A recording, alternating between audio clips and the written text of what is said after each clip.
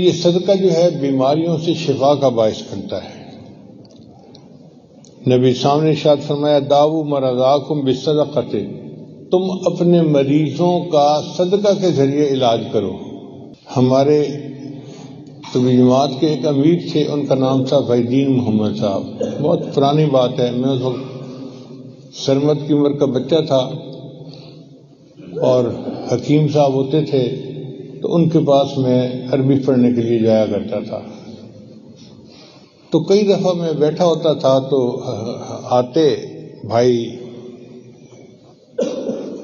دین محمد صاحب، شاید یہی نام میں نے بتایا، اور آ کے نا وہ حکیم صاحب کو کچھ 100 روپیہ 200 روپیہ پکڑا کے چلے جاتے۔ تو میں بڑا حیران ہوتا۔ میں نے ایک دن پوچھ لیا استاد جی یہ آپ کو آ کے پیسے کیوں دیتا ہے؟ کہنے لگے کہ اس کو بخار ہے، یہ بیمار ہے تو یہ دوائی نہیں کھاتا، یہ آ کے پیسے مجھے دے دیتا ہے کہ حکیم صاحب آپ کے پاس کوئی غریب بندہ آئے گا تو ان پیسوں سے اس کو دوائی دے دینا، اس کے بدلے اللہ مجھے شفا دے دیں گے۔ یعنی یہ توکل ہم نے اپنی آنکھوں سے دیکھی ہے دنیا میں۔ تو جو بندہ اللہ کے راستے میں صدقہ دیتا ہے اللہ اس کو شفا عطا فرماتا ہے۔ عبداللہ بن مبارک رحمۃ اللہ علیہ نے ایک بندے کو دیکھا، اس کے گھٹنے سے خون بہتا تھا۔ انہوں نے پوچھا بھائی تیرے گھٹنے کو کیا ہوا؟ کہتا جی ایک زخم ہوا تھا اور 7 سال سے اس میں سے خون نکل رہا ہے، سمجھ نہیں آتی، طبیبوں کو بھی دکھایا ہے میں کیا کروں۔ کہنے لگے دیکھو جس جگہ پر لوگوں کو پانی نصیب نہیں کنواں کھدوا دو، کنویں کا پانی جاری ہوگا، اس کے بدلے تمہارا خون بہنا بند ہو جائے گا۔ اس بندے نے کنواں کھدوایا، اللہ نے اس کے زخم کی شفا عطا فرما دی۔ آج یہ ہمارے یہاں چیز نہیں ہے کہ ہم صدقہ کریں اور اس کے ذریعے سے اپنے اللہ سے شفا حاصل کریں۔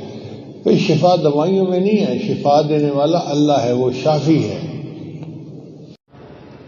ان علم حاصل کرنے والے نوجوانوں میں کئی ایک تو غریب طبقہ کے لوگ تھے اور کئی بڑے امیر باپ کے بیٹے بھی تھے۔ چنانچہ ان میں ایک نوجوان تھا جس کا نام تھا عبداللہ۔ اس کا باپ بڑا امیر آدمی تھا اور یہ عبداللہ شروع میں نوجوانوں کی صحبت کی وجہ سے غفلت میں پڑ گیا تھا۔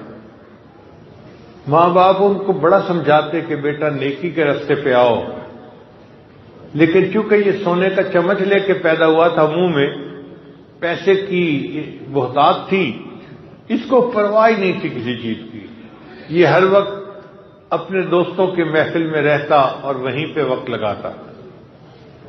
ماں باپ اس کے لیے دعا کرتے۔ عزیز طلباء، یہ جو ماں باپ کی دعائیں ہیں نا یہ رائے گاہ نہیں جاتی۔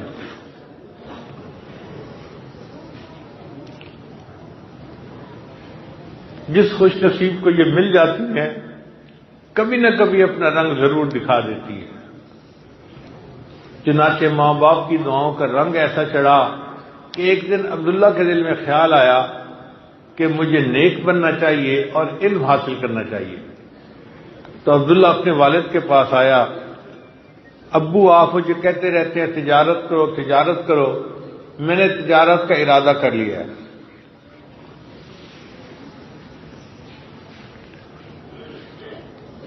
تو باپ نے اس کو 30,000 دینار دیے، اچھا بیٹا یہ لے جاؤ اور تجارت کرو۔ عبداللہ نے وہ 30,000 دینار لیے اور یہ وہاں سے سیدھا مختلف محدثین کی محفل میں اس سے علم حاصل کیا، اس سے علم حاصل کیا، اس سے علم حاصل کیا۔ 2 سال علم حاصل کرتا رہا۔ 2 سال کے بعد گھر واپس آیا، والد نے پوچھا بیٹا تم مجھ سے 30,000 دینار لے کر گئے تھے علم تجارت کرنے کے لیے، تم نے کیا تجارت کی؟ تو بیٹے نے جواب دیا ابو جی میں نے وہ تجارت کی جس میں نقصان کا کوئی اندیشہ نہیں ہوتا، تجارتا لن تبور۔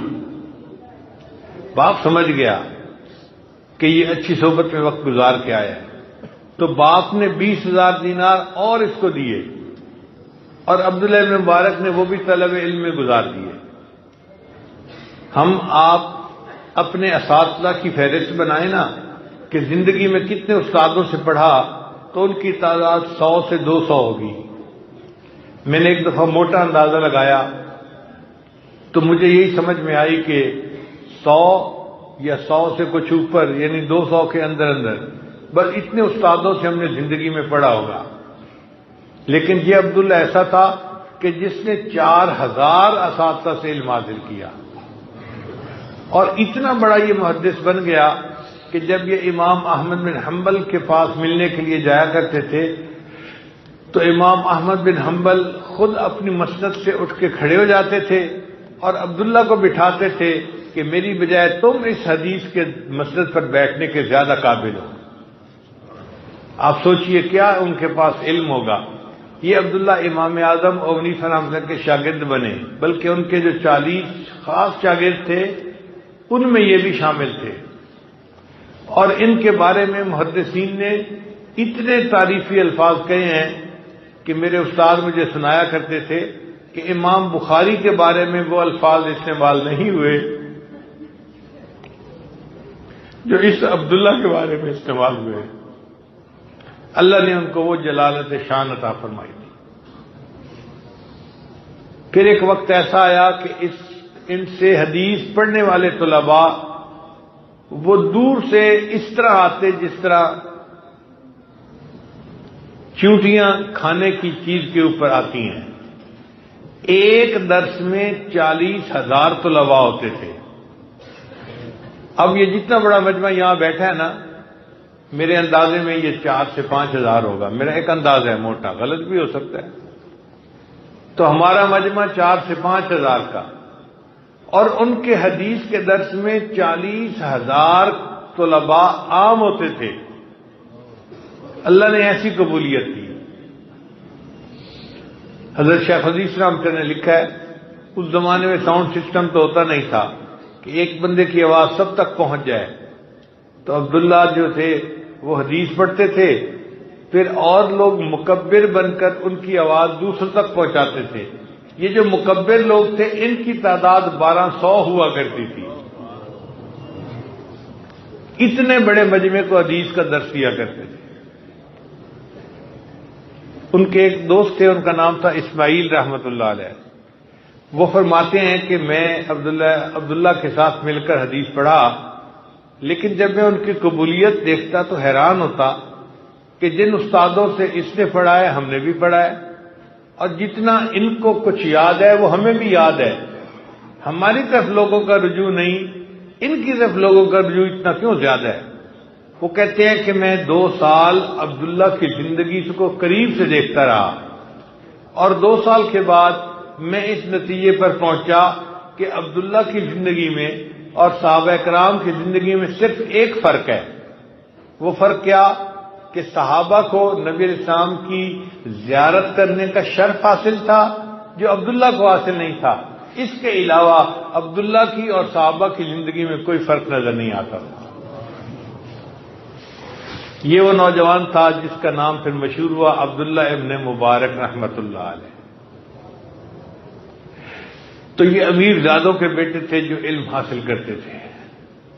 ایک اور امیر نواب کے بیٹے تھے، اس کا نام تھا محمد. بہت ذہین بچہ تھا. اس کے والد اس کو امام ابو حنیفہ رحمۃ اللہ کے پاس لائے، حضرت میرے اس بچے کو علم پڑھنے کے لیے قبول کر لیجئے. تو امام صاحب نے قبول کر لیا. اب جب 2-4 دن مجلس ہوئی تو امام اعظم رحمۃ اللہ کو اندازہ ہوا کہ یہ بچہ تو قرآن پاک کا حافظ نہیں ہے. تو امام صاحب نے اس بچے کو بلایا، محمد میرا شاگرد بننے کے لیے حافظ ہونا شرط ہے، پری کوالیفیکیشن ہے، اور آپ تو حافظ نہیں ہو، پہلے جاؤ حفظ کر کے پھر آنا. وہ بچہ اٹھ کے چلا گیا. 1 ہفتے کے بعد پھر امام صاحب کے پاس آیا تو امام صاحب سمجھے یہ بچہ مجھے سلام کرنے کے لیے آیا ہے. پوچھا محمد کیسے آنا ہوا؟ حضرت آپ نے فرمایا تھا جاؤ قرآن مجید یاد کر کے آؤ میں ایک ہفتے میں پورا قرآن مجید یاد کر کے واپس آ گیا.